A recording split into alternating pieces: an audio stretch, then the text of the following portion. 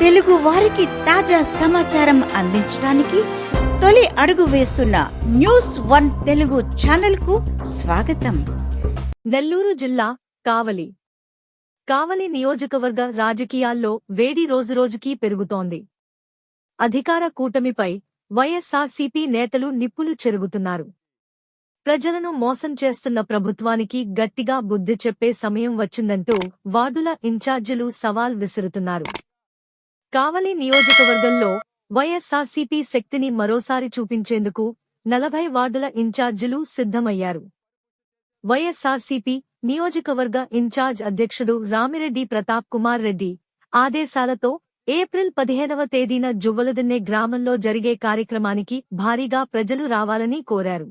ఈ సందర్భంగా వార్డు ఇన్ఛార్జీలు మాట్లాడుతూ, మా నాయకుడు వైఎస్ జగన్మోహన్ రెడ్డి అధికారంలో ఉన్నప్పుడు మత్స్యకారులకు చేసిన మేలు మాటల్లో చెప్పలేం, కానీ ఈరోజు కూటమి ప్రభుత్వం మాత్రం హామీల పేరుతో మోసపూరిత రాజకీయాలు చేస్తోంది, ప్రజల్ని మభ్యపెట్టే ప్రయత్నం చేస్తోంది.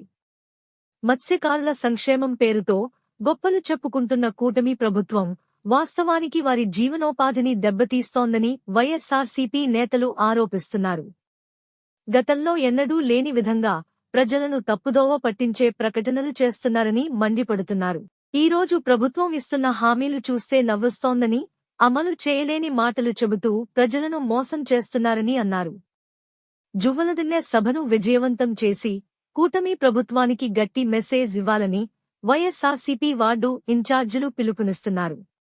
ప్రజల సమస్యలపై నిజమైన పోరాటం చేసే శక్తి వైఎస్ఆర్సీపీదే అని ధీమా వ్యక్తం చేశారు. కావలిలో రాజకీయ తాకిడి మళ్లీ పెరుగుతోంది. ఈ సభ తర్వాత కావలి నియోజకవర్గ రాజకీయాల్లో పరిస్థితులు ఎలా మారతాయో వేచి చూడాల్సిందే.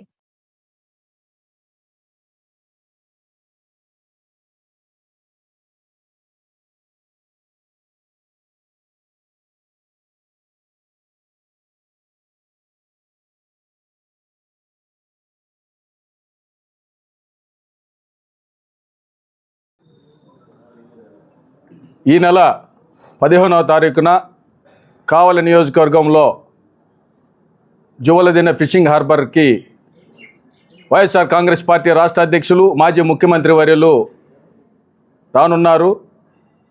ముఖ్యంగా గతంలో వైఎస్ జగన్మోహన్ రెడ్డి గారు ఈ రాష్ట్రంలో ఆర్థిక వనరులను పరిపుష్టి చేసేందుకు, ఒక సంపద సృష్టించేందుకు, నాడు మత్స్యకారుల జీవితాల్లో వెలుగు నింపేందుకు, గతంలో మత్స్యకారులంతా కూడా ఈ స్వతంత్రం వచ్చిన నాటి నుంచి కూడా ఆంధ్రప్రదేశ్ నుంచి వివిధ ప్రాంతాలకు వెళ్ళి వాళ్ళు వలసలు వెళ్ళి అక్కడ వేటాడుతూ వాళ్ళ చేతుల్లో ఎన్నో రకాలుగా ఇబ్బందులు పడుతున్న పరిస్థితుల్లో కోవిడ్ సమయంలో చూసాం. ఎక్కడ వాళ్ళు అక్కడ ఆగిపోయి జీవనానికి కూడా ఇబ్బంది పడే పరిస్థితుల్లో ఆ రోజు ఒకటే తలంచారు. వాళ్ళు గతంలో ఇక్కడ కడలూరు నుంచి, పాండిచేరి నుంచి, తమిళనాడు నుంచి, ఇతర రాష్ట్రాల నుంచి బోట్లతోటి పెద్ద బోట్లు తీసుకొని వచ్చి ఇక్కడ వేటాడి వెళుతుంటే ఇక్కడ జీవనోపాధి కోల్పోయి మత్స్యకారుల జీవితాల్లో చీకటమైపోయిన రోజుల్లో కోవిడ్ సమయంలో వారి జీవితాల్లో చూసి జగన్మోహన్ రెడ్డి గారు ఈ రాష్ట్రంలో 11 ఫిషింగ్ హార్బర్లు, 4 పోర్టులు తీసుకురావడం జరిగింది. అందులో భాగంగా మన మాజీ శాసనసభ్యులు రామిరెడ్డి ప్రతాప్ కుమార్ రెడ్డి గారి వారి సూచనతో ఈరోజు జువ్వలదిన్నె ఫిషింగ్ హార్బరు అభివృద్ధిలో భాగంగా తీసుకురావడం జరిగింది. అయితే అది హార్బర్ అంతా పూర్తయిన తర్వాత ఓపెనింగ్ సమయంలో ఆయన ఒకటే చెప్పారు, ఇంకా 10% కొర ఉంది, మళ్ళీ మన ప్రభుత్వం వస్తుంది, మన ప్రజలకు మేలు చేస్తున్నాం, వచ్చిన తర్వాత మనం స్వయంగా మత్స్యకారులతో కలిసి వాళ్ళతో మాట్లాడి దాన్ని ఓపెన్ చేద్దామని చెప్పిన తర్వాత అనుకోకుండా దురదృష్టవశాత్తు ప్రభుత్వం రాకపోవడం, వచ్చిన ప్రభుత్వం వచ్చిన నాటి నుంచి మత్స్యకారుల జీవితాల్లో చీకటి నింపుతూ వారు చేస్తున్న ఆకృత్యాలు, అఘాయిత్యాలు చూస్తూ ఉన్నాం. గడిచిన 8 నెలల కాలంలో కడలూరు నుంచి, తమిళనాడు నుంచి వచ్చిన బోట్లు ఇక్కడ ఏ విధంగా విధ్వంసం సృష్టించి వీళ్ళ జీవనోపాధిని పోగొడతా ఉంటే వారు ప్రాణాలకు తెగించి ఆ బోట్లు తీసుకొని వచ్చి ఇక్కడ ఫిషింగ్ హార్బర్లో పెడితే వాటి మీద 4 కేసులు కూడా అయి ఉన్నాయి.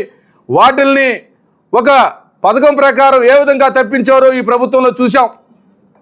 ముఖ్యంగా సాగర్ డిఫెన్స్ అనే ఒక ప్రైవేట్ సంస్థకి ఈ ఫిషింగ్ హార్బర్లో వారు 30 ఎకరాలు కేటాయించడం అంటే ఈ 164 గ్రామాలు దీని మీద ఆధారపడి జీవిస్తున్న మత్స్యకార వారి జీవితాల్లో ఎంత దుర్భరమైన పరిస్థితి నెలకొంటుందో మనందరం తెలుసుకోవాల్సిన పరిస్థితి ఉంది.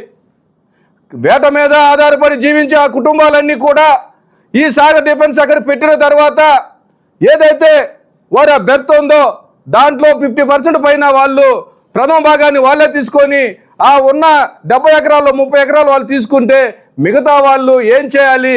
ఆ డిఫెన్స్ సంస్థ వచ్చిన తర్వాత ఇక్కడ వారు చేసే కార్యకలాపాల్లో అక్కడ ఏదైతే ఈ జీవనానికి వేటకపోయే వాళ్ళు కూడా మొన్న చూసాం, కేవలం చెలో జువల తిన్నా అక్కడ పరిస్థితి ఏదో చూద్దామంటేనే పోనీ ఉన్న పరిస్థితి. మత్స్యకారుల గురించి ఈ రాష్ట్ర ప్రభుత్వం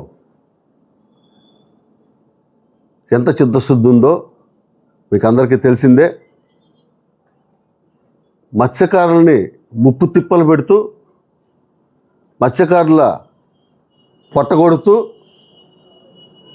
ఏవైతే గతంలో 3 సంవత్సరాలు అంటే కరోనా 2 సంవత్సరాలు పోగా 3 సంవత్సరాలు మన ప్రభుత్వం వైసీపీ ప్రభుత్వంలో అన్ని వర్గాలకి పేద ప్రజలకి మేలు చేసిన వైఎస్ జగన్మోహన్ రెడ్డి గారిని ప్రజలు ఎంత ఆదరించారో అందరికీ తెలిసిందే. కానీ మత్స్యకారుల మనోభావాలు దెబ్బతినేటట్టు వారి యొక్క ఆర్థికపరమైన అంశాల మీద వాళ్ళ పొట్ట కూటి మీద దెబ్బ కొడుతూ మత్స్యకారుల సంపదని మిగతా పక్కనున్న తమిళనాడు పాండిచ్చేరి రాష్ట్రాలకు తాకట్టు పెడుతూ ఎలాంటి చర్యలు తీసుకున్నారో మీడియా సమావేశాల్లో కానీ మీడియాల్లో కానీ మనం గత నెల రోజుల నుంచి చూస్తూ ఉన్నాం. మత్స్యకారులు చాలా సున్నితమైన మనస్తత్వం గల వ్యక్తులు. వాళ్ళ మనోభావాలను దెబ్బతినేటట్టు వాళ్ళ పొట్టకూడు కొట్టడానికి ప్రయత్నించిన ఏ ఒక్కరిని కూడా వాళ్ళు వదిలిపెట్టరు. అందుకే 164 గ్రామాలు మత్స్యకారులు వైఎస్ జగన్మోహన్ రెడ్డి గారికి వారి యొక్క బాధలు తెలియజేయడానికి, వాళ్ళ యొక్క ఇబ్బందులు తెలియజేయడానికి ఒక కార్యక్రమంలాగా రేపు వైఎస్ జగన్మోహన్ రెడ్డి గారిని కలవడానికి ప్రయత్నిస్తుంటే వాళ్ళని కూడా ఈ ప్రభుత్వం ప్రలోభ పెట్టడానికి మీకు వేట నిషేధంలో డబ్బులు వేస్తాం అని ప్రకటన చేశారు సింపుల్గా. అది ఎంతవరకు జరుగుద్దో తెలీదు. అందరికీ డబ్బులు వేస్తామని చెప్తున్నారు. వాళ్ళ అకౌంట్లో డబ్బులు వేస్తామన్నారు కానీ అది పడిందాకా ఎవరికి నమ్మకం లేదు.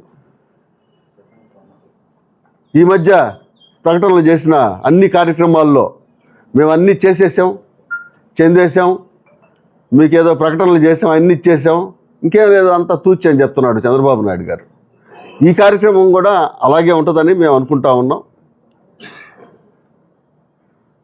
ఈ ప్రభుత్వానికి వైఎస్ జగన్మోహన్ రెడ్డి గారిని చూసినా, వైఎస్ఆర్ పార్టీ నాయకులైన మా కావలి మాజీ శాసనసభ్యులు రామిరెడ్డి ప్రతాప్ కుమార్ రెడ్డి చూసినా, అదేవిధంగా జిల్లా అధ్యక్షుడు కాకాని గోవర్ధన్ రెడ్డిని చూసినా వెన్నులో వణుకు పుడతా ఉంది తెలుగుదేశం పార్టీ నాయకులకి, ఈ ప్రభుత్వానికి.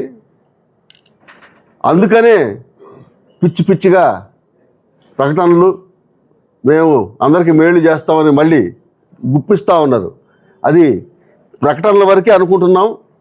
నిజంగా చిత్తశుద్ధి ఉంటే వీళ్ళ అకౌంట్లో డబ్బులు పడేదాకా మాకు నమ్మకాలు లేవు. ఎందుకంటే ఈ అమ్మఒడి ఇవన్నీ చూసాం కదా, వేసేసాము. అందరి ఇంట్లో ఎంతమంది ఉంటే అంతమందికి వేసేసామని చెప్తున్నారు. తూర్చేది ఏవైతే వైఎస్ జగన్మోహన్ రెడ్డి పథకాలు చెప్పాడో వీళ్ళు ఆ పేరు మార్చుకొని రకరకాల పథకాలు, తల్లికి వందనం, ఇంకేదేదో వేరే పేర్లు మార్చేసి ప్రతి ఒక్కటి కూడా సొంతగా వీళ్ళు ప్రజలకి సేవ చేయడానికి కానీ ఆ చిత్తశుద్ధి లేదు ఈ ప్రభుత్వానికి. ఈరోజు ఈ కార్యక్రమం ముఖ్య ఉద్దేశం మీకు మా నాయకులందరూ కూడా తెలియపరచడం జరిగింది. రేపు 15వ తారీఖు జువ్వలదిన్నె ఫిషింగ్ హార్బర్ వద్దకు మన ప్రీతమ నాయకులు రాష్ట్ర మాజీ ముఖ్యమంత్రి వర్యులు మా పార్టీ అధినేత వైఎస్ జగన్మోహన్ రెడ్డి గారు ఉదయం 9:30 గంటలకు విచ్చేయడం జరుగుతుంది. ఆ సందర్భంగా అక్కడ మత్స్యకారులతో కానీ ఆ గ్రామాల లీడర్లతో కానీ అందరితో మమేకమయ్యే కార్యక్రమాన్ని మా ప్రీతమ మాజీ శాసనసభ్యులు రామిరెడ్డి ప్రతాప్ కుమార్ రెడ్డి గారు రూపొందించడం జరిగింది. వారి ఆహ్వానం మేరకు మత్స్యకారులకు భరోసా ఇచ్చేదానికి మన ఏకైక ప్రజల తరపున పోరాటం చేసే మాజీ ముఖ్యమంత్రి వర్యులు జగన్మోహన్ రెడ్డి గారు ఇచ్చేస్తూ ఉన్నారు. వారికి స్వాగతం చెప్పేదానికి, వారి సభలను జయప్రదం చేసేదానికి మనందరం కూడా సంఘటితంగా అందరం కూడా అక్కడికి చేరి వారికి ఘన స్వాగతం పలకాలని కోరుకునే ఉద్దేశంతో మీ అందరినీ కూడా ఇక్కడికి ఆహ్వానించి ఈ విషయం తెలియజేయడానికి ఈ పత్రికా విలేకరుల సమావేశం ఏర్పాటు చేయడం జరిగింది. ఇక్కడికి విచ్చేసిన ప్రతి పత్రికా విలేకరులకి మా హృదయపూర్వక ధన్యవాదాలు. అదేవిధంగా ఇక్కడికి విచ్చేసిన వైఎస్ఆర్సీపీ నాయకులందరికీ కూడా ప్రత్యేకమైన కృతజ్ఞతలు, ధన్యవాదాలు. మా న్యూస్ 1 తెలుగు ఛానల్ని సబ్స్క్రైబ్ చేయండి.